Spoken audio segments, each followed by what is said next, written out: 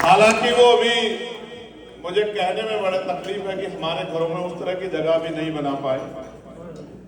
ये मेरे लिए बड़ा दुखदाई है, लेकिन मैं ये भी कह सकता हूं कि उनके जैसा संत भी शायद दुनिया में दोबारा ना जन्मे, क्योंकि संत वो नहीं होता जो चोले से संत होता, संत वो होता है जो कर्मों से संत होता है। मैं उनके त्याग पे, क्योंकि पंजाब के लोगों को कुछ नहीं कह सकता, क्योंकि पंजाब ने तो ये सूर्य हमें दिया। पंजाब के लोगों का तो मैं धन्यवाद ही कर सकता हूं कि पंजाब ने भारत को बहुत कुछ दिया। पंजाब ने हमें कल्चरल मूवमेंट दी है। पहले कहां बाबा साहब के गाने होते थे? क्या तो महाराष्ट्र से शुरू हुए या फिर पंजाब से शुरू हुए। उन्होंने गाने गा गा के एक सांस्कृतिक मूवमेंट खड़ी की है, हमें जगाने का काम किया। और जो बात आदमी सामने से नहीं कहता, वो गानों के बोल से आदमी के दिल में उतर जाती है। ये मैंने यहां भी महसूस किया, और कल रात कौलपाजी के घर पे भी जब हम कार्यक्रम में थे, वहां भी मैंने महसूस किया कि जब सांस्कृतिक मूवमेंट आगे बढ़ती है तो वो आपके दिल पे असर करती है। मैं बात शुरू करूंगा कल्चरल मूवमेंट से। आज हम लोग उस पर चर्चा कर रहे थे कि किसी समाज को अगर उसके पास सांस्कृतिक मूवमेंट नहीं होती तो वो कितने अंधेरे में रहता है। मैं जब बचपन में था छोटा, और हमारे घर में सतगुरु रविदास जी महाराज को, क्योंकि उनके अलावा किसी और को हमने नहीं देखा है, तो जब उनके आदर्शों को हम लोग टीवी चैनल पे, टीवी में देखते थे। आज मैं चर्चा कर रहा था और आप देखना कितनी शानदार चर्चा है। तो उनकी पिक्चर आती थी, और पिक्चर में और उस समय के गानों में कहा जाता था कि महाराज जी जब जन्मे थे तो दूध नहीं पी रहे थे। दूध इसलिए नहीं पी रहे थे कि वो अपमान महसूस कर रहे थे कि वो इस कौम में कैसा जन्म लिया। टीवी में, पिक्चरों पे, गानों में वाणियां चलती थी जिसमें कहा जाता था कि महाराज पिछले जन्म में बामन थे, भिक्षा मांगने गए, शूद्र के घर भिक्षा ले ली, उनके गुरु ने श्राप दिया। श्राप देने के कारण उनको ये श्राप मिला कि अगली बार शूद्रों में आप जन्म लोगे। और अगली बार उनका जन्म शूद्रों में हुआ। जब वो पैदा हुए और उनको जानकारी हुई तो उन्होंने दूध नहीं पिया। फिर संत रामानंद जी ने आकर उनको समझाया, तब जाके उन्होंने दूध पिया। मैं बड़ा आज के समय में चिंतित होता हूं कि यहां कल का नहीं पता कल क्या होगा, हाथ देखने वाले को नहीं पता कल का क्या होगा। वो पूर्व जन्म की बात बताते हैं कि पूर्व जन्म में तो सिक्की दे। तो मैं इसलिए समझता हूं कि आज सांस्कृतिक मूवमेंट है, तो मैं सांस्कृतिक मूवमेंट का उदाहरण आपको बताता हूं कि कौन कहता है महाराज जी गरीब परिवार में जन्मे। क्या गरीब परिवार में जन्मा हुआ व्यक्ति जूते दान करता है कभी? उस हाथ तो मशीनरी है, एक दिन में सैकड़ों जोड़ी जूते बन जाते हैं। तब जूता बनने में समय लगता था। अगर कोई जूता बनाता हो तो क्या वो किसी को गिफ्ट करेगा? वो जूता बनाता क्यों है? अपना घर चलाने के लिए। तब भी ये झूठ है कि महाराज जी इस तरह के काम करते थे। महाराज जी के उस समय भी बड़ी कम फैक्ट्रियां होती थी। बड़ी जो है रिसर्च ये कहता है कि उस समय भी उनके पास कारीगर होते थे, और वो इतने धनवान थे कि कई कई जोड़ी हर हफ्ते जो है वो बामनों को दान करते थे। ये इतिहास में लिखा हुआ। तो हमें जानकारी अगर नहीं होती तो हम इधर उधर की बात में लगे रहते हैं। और मैं धन्यवाद दूंगा, महाराज जी इतनी दूर तक सोचते थे कि उन्होंने बहुत पहले कह दिया कि कल को मुझे भी कोई जो है ये ना कह दे कि मैं इस जाति में जन्मा था। तो महाराज जी कह गए, क्या कह गए? कह रविदास खलास हमारा, जो हम शहरी सुमीत हमारा। अगर ये बात उन्होंने नहीं कही होती तो पता नहीं वो इतिहास में कहां और किसके साथ जोड़ दिए जाते। प्यारे साथियों, आज सोशल मीडिया का जितना जो मीडिया हमारी बात नहीं दिखाता, हमारे यूट्यूबर, हमारे सोशल मीडिया के जो प्लेटफॉर्म है उसके जरिए हमारी बात दूर तक जाती है। जैसे मैं यहाँ बैठा हूँ, अपनी बात कह रहा हूँ, यहाँ 11:07 हुए रात के, और इंडिया में 8:37 हुए हैं। तो जो इंडिया के लोग हैं वो भी मुझे यहाँ बैठे देख पा रहे हैं। ये है डिजिटल युग, ये है वैज्ञानिक युग, और आप ये देखो इसका प्रभाव कितना है कि मैं यहां था और मैं एक जगह इंडियानापोलिस, मैं वहां गया।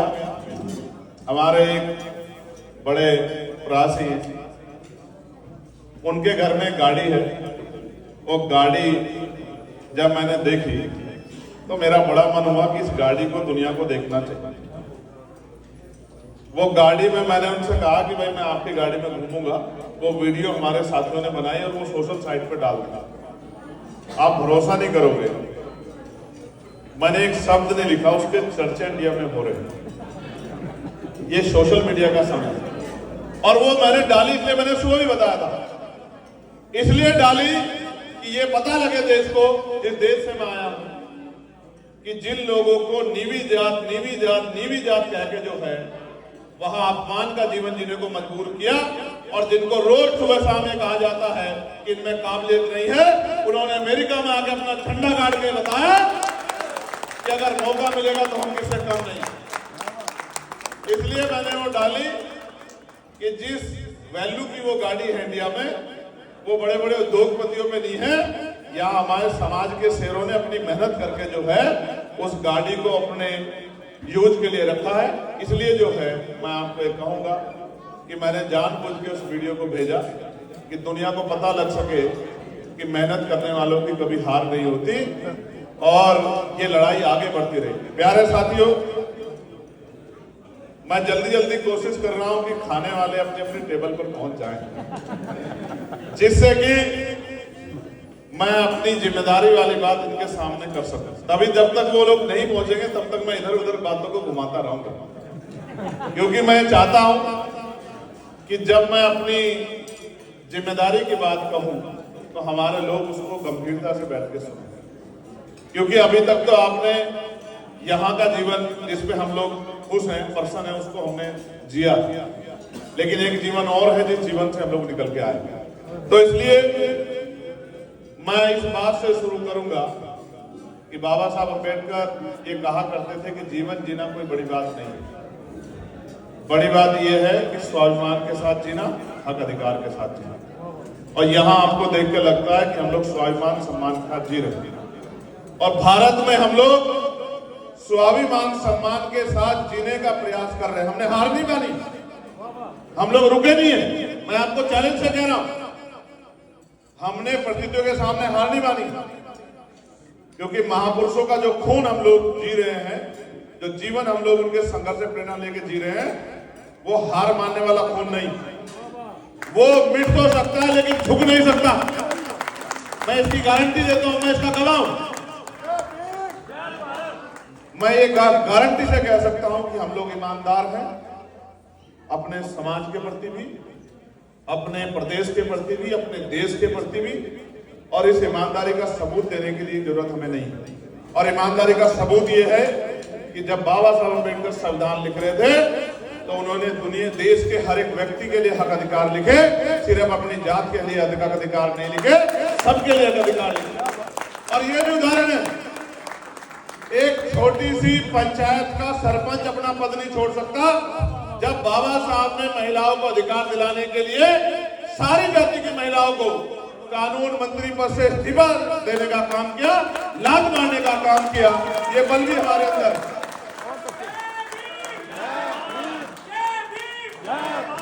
साथियों, मैं मिशन की बात कर रहा था।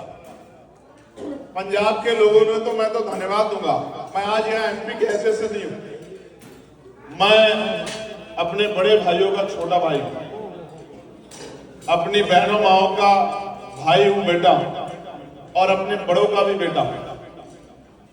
एमपी एमएलए कोई बहुत बड़ा पद नहीं है मेरे लिए, क्योंकि जब मैं एमपी एमएलए में नहीं था तो भी आपका प्यार आशीर्वाद मुझे मिलता था, मैं इस बात को जानता हूं। और मैंने आज इस बात को गुरु घर में बताया कि जब मैं फरार हुआ, आज मैंने दिन में फरारी कह दिया, वो मुझसे कह रहे फरारी नहीं फरार कहना।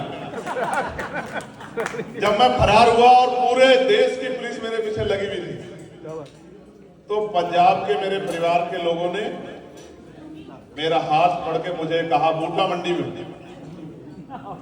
बूटा मंडी गुरु रविदास धाम, कहा ये हमारी गढ़ है, तुझे इतने रहो, हम देखें तुझे कौन चक लेना। पुलिस भी सरकार आर्मी लगा दे, हमारे भाई को यहां से हमारे पास से लेके नहीं जा सकती। ये बल अगर कहीं देश में है, क्योंकि आप भरोसा नहीं करोगे, जब पर्चे हुए थे मेरे खिलाफ तो रिश्तेदार भी इस हाथ पकड़ने से डरते थे। तब आप लोगों ने मेरा हाथ पकड़ के मुझे सहारा दिया, अपने घरों में रखा। फगवाड़ा के साथियों ने, होशियारपुर के साथियों ने मुझे एहसास नहीं होने दिया कि मैं अपने घर से दूर। और प्यारे साथियों, मैं भी कोशिश कर रहा हूं कि आपको कभी मेरी वजह से आपका मान कमजोर ना पड़े, आपकी नाक ना नीचे हो। पाजी कह रहे थे कि भाई कोई ऐसा काम, मैं आपको वचन देके कहता हूं, मैं जब तक जीऊंगा पूरी ईमानदारी से, पूरी ईमानदारी से महापुरुषों के मिशन के लिए जीऊंगा। और जिस दिन महापुरुषों के मिशन से एक ही छटने का मन होगा, उस दिन मैं काम छोड़ के घर बैठ जाऊंगा, लेकिन गद्दारी नहीं करूंगा। मेरी बात को आप याद रखें। हमारा जो समाज है ना, वो इतना ठगा गया है चुम्बर साहब, कि वो हर आदमी को टेस्ट करता है पिन मार मार के कि भाई ये धोखेबाज तो नहीं है, ये किसी का भेजा हुआ तो नहीं है, ये हमें ठगेगा तो नहीं, हमसे धोखा तो नहीं करेगा। और जब वो भरोसा करता है तो इतना करता है कि फिर आपकी सारी गलतियों को वो माफ कर देता, फिर कहता हम अपने नेता के साथ खड़े चाहे कुछ भी हो जाए। ये मैंने अपनी आंखों से देखा। तो मैं तो बड़ा खुद को जो है मजबूत आदमी मानता हूं। मैं तो मान रखता कि अगर दोबारा भी जन्म हो, सतगुरु रविदास जी महाराज के नाम लेवा संगत में हो।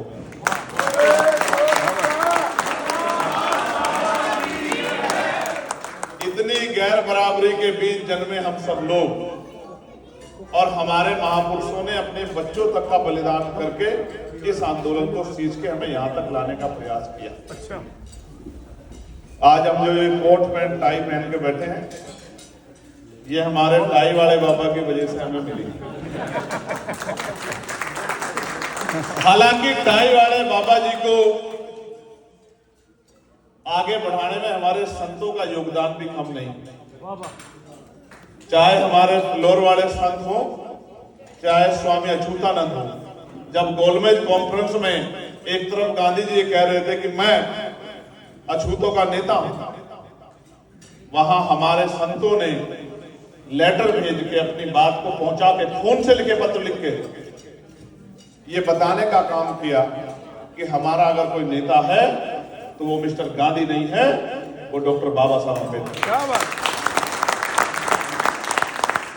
तो बाबा साहब के लिए तो कितने भी शब्द कह देने वो कम पड़ जाने। लेकिन मैं आज बात आपसे ये करूंगा कि अगर हम उनकी सच्ची औलाद हैं तो क्या हमारी जिम्मेदारी नहीं बैठती कि उनके अधूरे काम को पूरा करें, उनके सपनों को पूरा करें। मैं आपको याद दिलाना चाहता हूं कि बाबा साहब अम्बेडकर ने जब संविधान को सौंपा था तो क्या कहा था? जुगनू बाजी, तो आटा नाम तो जुगनू सी, अगर तुझसे काम जो है वो हाई वोल्टेज जो है ट्यूबलाइट का करते थे। बाजी, जब बाबा साहब संविधान सौंप रहे थे तो एक बहुत इंपॉर्टेंट बात उन्होंने संविधान सभा के लोगों से कही। उन्होंने कहा, देखो भाई, हमने संविधान तो बना लिया, लेकिन हम अगर इसके तरीकों को, इसकी वैल्यू को, इसके मूल्यों को अपने जीवन में अगर धारण नहीं करेंगे तो संविधान अंत बुरा साबित होगा। उन्होंने कहा संविधान कितना भी अच्छा क्यों ना हो, अगर उसे चलाने वाले हाथ अच्छे नहीं होंगे, उनकी नीयत अच्छी नहीं होगी, उनकी नीति अच्छी नहीं होगी, अंततः संविधान पूरा साबित होगा। और अगर संविधान को चलाने वाले हाथ अच्छे होंगे, उनकी नीयत अच्छी होगी, उनकी नीति अच्छी होगी, तो अंततः संविधान सबसे महत्वपूर्ण साबित होगा। ये बाबा साहब ने और उन्होंने ये भी कहा पूरी संविधान सभा को कि आज हम विरोधाभास की जिंदगी में कदम रख रहे हैं। विरोधाभास कि राजनीति में 1 वोट 1 वैल्यू, राजनीति में 1 वोट 1 वैल्यू, राजनीति में तो हम लोग बराबर होंगे, लेकिन जब तक देश में सामाजिक गैर बराबरी रहेगी, जाति के आधार पर रहेगी, कि कोई पैदा होते ही छोटा हो जाता है और कोई पैदा होते ही बड़ा हो जाता है, ऊंचा हो जाता है, जब तक ये गैर बराबरी रहेगी और जब तक देश में आर्थिक गैर बराबरी रहेगी कि एक आदमी इतना अमीर है कि वो 56 भोग खाता है, उसके जानवर भी, जो जानवर वो पालते हैं वो जानवर भी इंसानों से अच्छा भोजन खाते हैं, उसको ये नहीं पता उसके घर में क्या बना है और उसके घर में क्या बचा है। और दूसरी तरफ लोग ऐसे भी हालात में हैं जिनको एक टाइम का भोजन भी खिंचकर मिलता है, अगर वो मेहनत मजदूरी ना करे तो उनको एक टाइम का भोजन नहीं मिलता। जब तक ये गैर बराबरी दूर नहीं होगी आर्थिक रूप से, तब तक ये राजनीतिक लोकतंत्र, सामाजिक लोकतंत्र नहीं बन पाएगा। उनको ये खतरा महसूस होता था कि कल मैंने वोट का अधिकार तो दे दिया, लेकिन इस वोट से मेरे लोग राज नहीं कर पाएंगे। और हुआ भी ऐसा ही। बाबा साहब समाज को जाकर तो समझाते कि मैंने आपको जीवन बदलने का फॉर्मूला दे दिया। फॉर्मूला क्या है कि पॉलिटिकल पावर द मास्टर की, इट इज द मास्टर की by which can you open and each door of your success. कि मैंने आपको फॉर्मूला दे दिया है, ना तलवार चलानी, ना बंदूक चलानी, ना तोप चलानी, ना किसी को बुरा कहना, ना कोई झगड़ा करना, बस मोहर लगा के अपनी किस्मत बदल देनी है, राजकाज अपने हाथ में ले लेना है। जब समाज को जाके बाबा साहब ये बात समझाते थे तो आप ये सोचो, जिन्होंने हजारों साल हमें पूरे तमाम तरह की परेशानियों में भी इज्जत की जिंदगी दिलाने में मदद नहीं की, वो लोग भी तो कुछ कोशिश कर रहे होंगे, तो वो भी कोशिश कर रहे थे। उनको ये लगता था कि वोट से इनका राज आ जाएगा, ये कुर्सी पे बैठेंगे और हमें खड़े होकर इनको सलूट करना पड़ेगा। तो उन्होंने दिमाग लगाया कि वोट इनके पास है और नोट हमारे पास है। इनके लोग समझदार नहीं हैं, पढ़े लिखे नहीं हैं, वोट की वैल्यू को नहीं समझते, हम इनके वोट को नोट से खरीद लेंगे। और ये लंबे समय होता रहा। बाबा साहब समझा समझा के थक गए और अंत में जब परेशान हो गए, आगरा में भाषण दिया 18 मार्च 1956 को, और क्या कहा कि मुझे मेरे पढ़े लिखे लोगों ने धोखा दिया, मुझे मेरे पढ़े लिखे लोगों ने धोखा दिया। मैं जो करना चाहता था उसका कुछ प्रतिशत कर पाया हूं। आज भी मेरा समाज गांव में भूखा प्यासा रहता है, तमाम तरह की मुसीबत सहता है। मैं चाहता हूं कि मैं गांव में जाके उसको भी जागरूक करूं, उसको भी पैरों पे खड़ा करूं। लेकिन अब मैं बूढ़ा हो चला हूं, बीमार रहता हूं, मैं चारों तरफ देखता हूं तो मुझे एक भी नौजवान नजर नहीं आता जो इस तंबू का बंबू बनके, तंबू यानी कि उनका आंदोलन, उसका अगवा बनके, इस तंबू का बंबू बनके इस तंबू को आगे बढ़ा सके। मुझे एक भी दिखाई नहीं देता। अगर एक भी ऐसा खड़ा हो जाए तो डॉक्टर अंबेडकर भी चैन से मर सके। मेरे दिल में इस बात की पीड़ा रही। और आप महसूस करो, बाबा साहब तड़पते तड़पते चले गए। इसका उदाहरण ये है कि जब एक पत्रकार पूरे भारत में घूम रहा था, बड़े बड़े नेताओं से इंटरव्यू करता था, दिन में घूमता रहा, गांधी जी के पास गया, उनके लोगों ने कहा सो रहे हैं, नेहरू जी के पास गया, पटेल जी के पास गया, उनके लोगों ने कहा भाई वो तो आराम कर रहे हैं।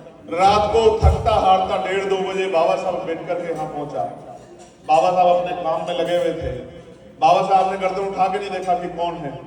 बाबा साहब ने सोचा कि उनका जो कर्मचारी उनके साथ काम करता है वो होगा।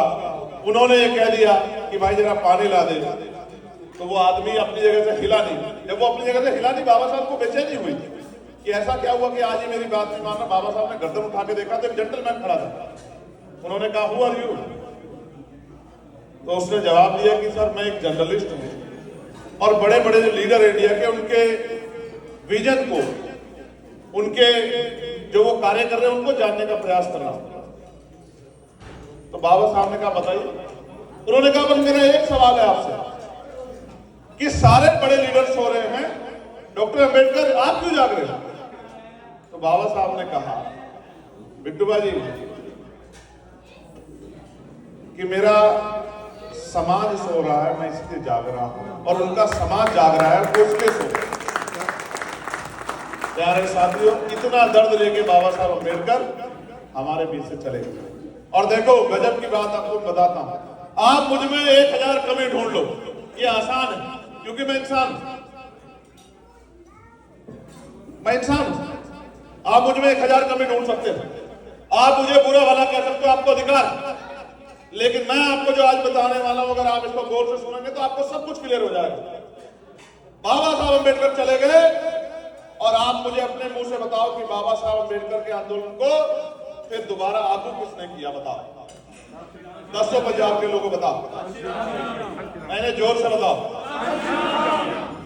तो काशी राम साहब, आपको पता है बाबा साहब कहां जन्मे थे? जानते हो आप लोग? मैं बताता हूं। बाबा साहब मध्य प्रदेश में जन्मे, मध्य प्रदेश की एक जगह इंदौर में एक छावनी थी मऊ, वहां बाबा साहब जन्मे। और जिन्होंने उनके आंदोलन को चलाया वो कहां जन्मा? पंजाब, रोपड़, बंगा साहिब, वो वहां जन्मे। उन्होंने अपने जीवन काल में उन्होंने इतना कुछ लिखा है, इतनी पत्रिका चलाई है, कभी उन्होंने नहीं बताया कि वो बाबा साहब से मिले थे। अगर मैं गलत बोलूं तो एकदम से हाथ खड़ा करके कहना कि आप झूठ बोल रहे चलते।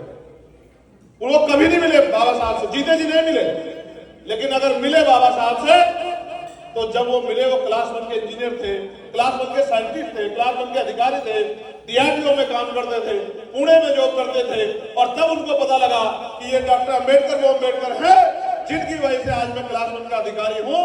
तो उन्होंने उनकी किताब पढ़ के जो है अपनी नौकरी को लात मार दी।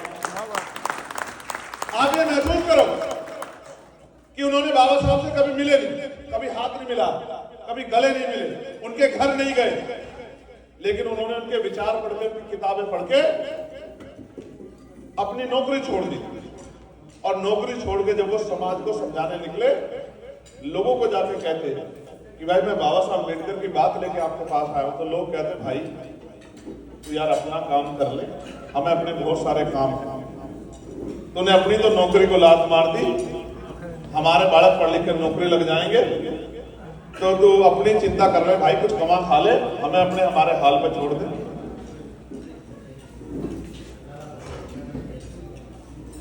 साहब किसी की नहीं सुने, साहब अपने काम को करते रहे, क्योंकि उस समय समाज कांग्रेस को वोट देता था। जब साहब जाते थे अपनी बात को लेके, तो हमारे लोग क्या कहते थे उनको कि भाई हम कांग्रेस के लोग हैं, आप जाओ अपना काम करो। बताओ सच है या नहीं है या नहीं है सच?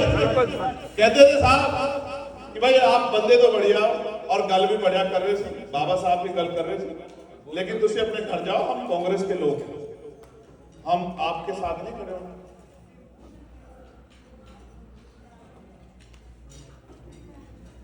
कितनी मुसीबतें, किस माहौल में, किस तरह के जज्बे के साथ आए थे साहब कि उन्होंने अपने समाज को ये कहा और अपने सारे साथियों को कहा कि जब आप मिशन का काम करने जाओगे तो 3 चीजों के लिए तैयार रहना। पहला आरोप, दूसरा अपमान और तीसरा नुकसान। आप जब समाज का काम करने जाओगे तो आप पे आरोप लगेगा, आपका अपमान करेंगे, कुछ लोग कहेंगे खड़े हो जा, भाग जा, मेरी बात नहीं सुनिए, आपको तमाम तरह के नाम देंगे, कोई तो आपको झूठा कहेगा, कोई फरेबी कहेगा, कोई गद्दार कहेगा, सारी बात कहेंगे। और हो सकता है कि कहीं गुस्से में आपको पीट ना दे, आपका नुकसान ना कर दे। तो अगर मन में इच्छा हो कि हमें समाज के लिए जीना है तो ये 3 चीज तय करके जाना। साहब ने समाज को समझाया। जब लोग उनसे कहते कि आपने नौकरी छोड़ दी, तो वो कहते हैं कि मैं नौकर नहीं बनना चाहता। बाबा साहब मुझे नौकर बनने को नहीं कह के, बाबा साहब मुझे मालिक बनने कह के हैं। मैं अपने समाज को मालिक बनाना चाहता, मैं नौकर नहीं बनाना चाहता। वो कहते हैं नौकरी चाहे क्लास 1 की हो क्लास 4 की, वो नौकर ही होता है। और नौकर होता है जो छोटा हो चाहे बड़ा हो। मैं मालिक बनना, और मैं बधाई दूंगा आप लोगों को कि आप मालिक है, क्या बात, आपके अपने बिजनेस है। मुझे गर्व होता कि आप जब चाहे शटर बंद कर दो और जब चाहे शटर खोल लो, आज आप मालिक हो, यहां मालिक। प्यारे साथियों, धीरे धीरे आपने उनकी बात पर भरोसा किया और उनका साथ दिया, और जब साथ दिया तो ऐसे दिया कि लोग कहते थे कि उनसे बड़ी रैली करने की हिम्मत किसी के अंदर। मगर आप देखो कि क्या एक दिन में संभव हो पाया? साइकिलें चलाई,